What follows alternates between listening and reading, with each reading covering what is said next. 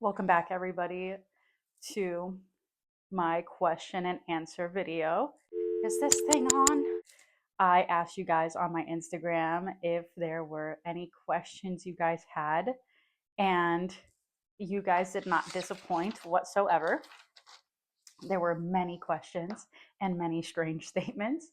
So I even had to pull the journals out, which was kind of fun for me because as I've been transforming into this version of myself, it's beautiful to witness this like older version of myself because I've been journaling for like 7 years now.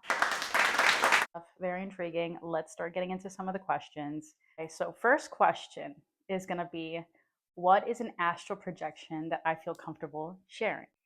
I remember I was doing this deep meditation, and in a lot of my astral projections, they start off by me like this feeling of dragging myself out of. There's a couple experiences. I would drag myself out of my body, which was difficult. It was almost just like forcing myself out of my body, which was very interesting because you would think it'd be much lighter and airier, but it wasn't until I actually got out of my body, right? And then when I was finally out of my body, there were always telltale signs that I was in like the astral realms. And the biggest signs were how my hands felt. So my hands would like tingle. Like I would have these like sparkles in my hands, like these tingling in my hands, and then I was invisible. So I could look at my hands and they weren't there, but I could physically see myself, like I could feel myself looking, but the hands just weren't there. You feel me? So that was one of the signs that I knew I was astral projecting. In this particular projection, I'm meditating, I get into my astral body, I'm like, oh, hot damn, you feel me? And I remember I was with a spirit guide, and that spirit guide was like guiding me through a hotel. And while they were guiding me, they're like, you gotta do this, you gotta do this. And I'm like, okay, what am I doing? And then they lead me into this space where my brother was the manager at this hotel. And there was a large conference room, and it was like glass, so I could see through the like into the conference room. And the spirit guide was with me and was just like, go do it, go do it. And I was like, no, my brother's literally gonna get so mad at me if I go disturb them, like I'm not gonna do that. And the spirit guide was like, trust me, just do it, and like kind of pushed me into the room. And while I was in the room, I remember my brother leading this meeting. I remember them wearing all black, like everybody was wearing all black. And then he was like leading a meeting and like talking to them about something. Blah, say blah, none of that really matters. The details of the conversation don't matter. But I remember just like wandering around, and I was like, kind of like, I think I was like poking at people. And I woke up out of the projection and I was like, what the heck? So then I texted my brother, like as soon as I woke up from the meditation, I texted my brother and I was like, hey, were you just leading a meeting in a like conference room, blah, say blah. And he's like, why? And I was like, I definitely just like astral projected in this moment and saw that, or I was there. And he's like, yeah, I actually was. And yeah, that actually was happening. And so that was a very strange experience where he was able to kind of confirm that what I was experiencing in my astral projection was actually happening in that moment. That shit was fucking cool. And I thought that was freaking cool. Second question is, what inspires you? And I think that's such a cute question. Everything inspires me. I think life itself is inspiring. I think that the nature inspires me. I think my meditations and my visions inspire me. I think people inspire me. I think emotions inspire me. Animals and insects and art. Life is such a learning experience, and that in itself is inspirational. Uniqueness, individuality, and sovereignty. People who are successful are very inspiring to me. The next question was, what are my most compatible zodiac signs? The question was romantically. I don't think I necessarily have an answer on my most compatible, but I do have an answer for my least compatible. But before we even get into that, I do want to say astrology in itself and like synergy between people and their zodiac and astrology, I think is so much deeper than like the sun sign.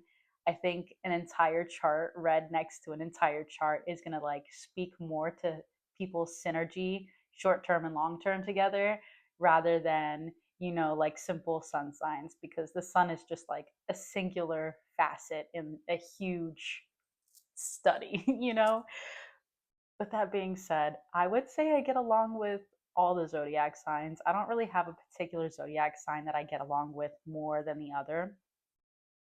Um, I love me an earth sign. I'm earth sign stand forever. Okay.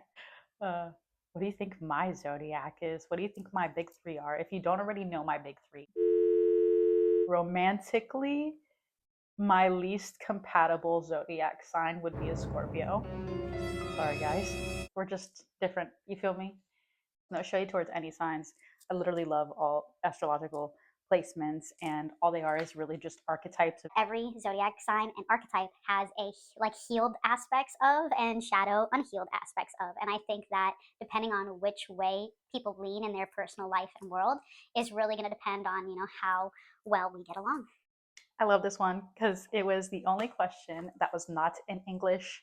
¿De dónde eres tú? Actually, I don't speak Spanish, but that means where are you from? I live in Florida, but nationality wise, or ethnically, I am Cretan from the island of Crete in Greece. My mom is half Egyptian, and I'm a rep in that shit because that is where a lot of my spiritual connection comes from. That being said, I was raised Cretan, I was raised Greek, my first language, technically. Yeah, so I'm Greek. Okay, this next question, love. What recommendations do I have for people who are interested in spirituality but struggle on where to start? And that is a phenomenal question because everybody's spirituality, and this is kind of like what I was talking about in my first video, spirituality is so different for everybody. The best thing I could say in a situation where you don't know where to start is start within yourself. Spirituality in itself is going to be so unique for each person. So tapping into your own internal world is going to be your best guiding system. Feel your truth. If there's curiosity towards certain elements of spirituality, like see what you're drawn to naturally. Like, what is calling me? Like, what is my eye just like continuously moving towards, I think that's a really good way because that's going to be a natural way for your intuition to guide you. One of my favorite books, Like opened my mind a lot. It was called The Celestine Prophecy, and it talks about this manuscript from Peru and this man and his adventure through synchronous events and people and experiences, meeting his spirit family, and they all just synchronously teaching him different aspects of the manuscripts at a time. And it's like this giant adventure. And so I feel like that was a really awesome book because it it almost teaches you how to read the universe around you. Like read the signs of synchronicity around you, and you can attune yourself to how the world is communicating with you, your universe is communicating with you, seeing what is repeating. Let's say you hear a podcast and it starts talking about Taoism. And then you go to the bookstore and there's like all these books about Taoism that are just like catching your eye. Maybe that's something for you to look into. You feel me? That is just one example of many. Maybe that's something we can talk about in like future videos, like how to tap in with the self. Subtle foreshadowing.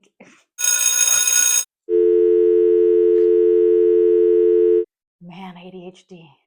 The next question is, which one of my paintings is my favorite out of all my paintings? Is a mixed media of collage and gel pens. So it's not painted, but it is absolutely my favorite. It's my favorite because she also comes with a story. She's my white buffalo calf woman. This is the easiest way to hold it without getting all those reflections in the picture. I don't know if you guys watched my first video about my lore, but I did mention I grew up on an indigenous burial ground. So the land was very potent with energy. I always found myself very in tune with those energies and entities. This book from the artist Bev Doolittle, which I'm going to share the particular story behind her. And remember, I told you I talk to the birds. The name of this piece in particular is called Let My Spirit Soar. Let My Spirit Soar began with a place, the sunlit shore of a lake in Banff National Park. As soon as she saw it, Bev Doolittle knew that she wanted to use this as a setting for her painting. When she returned to take photos, she had a specific subject in mind. She thought she would paint an Indian woman standing near a deer or possibly just the reflection of a deer. But as she sketched and made charcoal studies, a more insistent vision took over. She saw the daughter of the Blackfoot tribe, sitting in the sunlight, dreaming dreams that fly high and as free as the birds. I'll cry reading this right now. From the Museum of the American Indian, Bev obtained a photograph of a beautiful Blackfoot Indian dress. Then, because you can't guess the way the folds will fall, she bought some fabric and actually created such a dress, cutting and stitching it herself. She got a friend to pose wearing the garnet. She was Greek. But she made a very good Indian when I changed her nose just a little. And then researching the birds, she chose to portray the pine siskins because they are tiny and tend to fling themselves into the sky like a handful of stars. The last piece was the buffalo on top, which came out of a different book. I remember pulling out a book that said Minnesota, and I just opened the page, and boom, it was the white buffalo calf. And I was like, no questioning that. I opened right to it, and I was just like, this is it. This is the answer. This is what is going on top. And I just knew. And that's how the piece came together. It just kind of made itself realistically. I do feel like she represents me so much. So I spend a lot of my time alone, and I spend a lot of my time kind of staring up at the sky. So that's my baby right there. The next question is, what are my favorite deities to work with? And that is a very good question. I would say my favorite deities to work with are the deities that I would consider like my matron and patron, that come from past lives, work I've done in past lives that I very much recall and remember. These deities are always going to be my favorite to work with because they are always here and they are my most close and personal deities. It is Sekhmet and Anubis, as Sekhmet is a goddess of war, destruction, you know, fire, passionate energy, but also the lioness that is nurturing and loving and transforms within the womb. She is the mother. She is a divine feminine, so she could be a very sweet kitten or she could be feral, you know, you never know. So it depends on what side of Sekhmet that you get. Anubis, he is like my brother. There's a few other Greek feminine, deities, especially like Athena or Aphrodite. um, Not my fucking cord moving. Different West African deities that have come to work with me in passing. So I have like had communications from different cultures, I would say. Interestingly enough, too, they're all kind of in a similar region of the earth. In the words of the questioner, how do I create healthy boundaries with such a large following?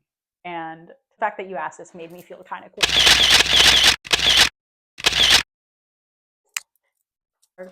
How do I create healthy boundaries with my following? I don't be responding to people unless you're my personal friend. I don't be responding. Um, Naturally, a lot of like if we're not mutuals, everything kind of goes into like a basket of requests. There's like a request and then another internal basket that just happens on Instagram naturally. To be honest, I see all the messages and I get a lot of really disgusting messages. So it's really easy to create those boundaries because most of the people messaging me are actual heathens. And I was constantly having to go back and like delete comments on my posts that I just didn't want to sit there and fight. So I turned off the comments. So that's another way I, you know, create that boundary. So the last question was, what is my favorite dream that I recall? Or what is the craziest dream I recall? All my dreams are fucking crazy. These are my dream journals, but also like my synchronicity and meditation and astral projection and all the other cool things that I can do psychically journals. So many answers I could give. But I would say a lot of my dreams that I recall that are the craziest are always the dreams where I question if I've been abducted by aliens. And there's a lot of them. There's a lot of them. I remember I was waking up kind of in a paralysis because I have a lot of like paralysis type dreams as well. But I was waking up in a paralysis in my bed.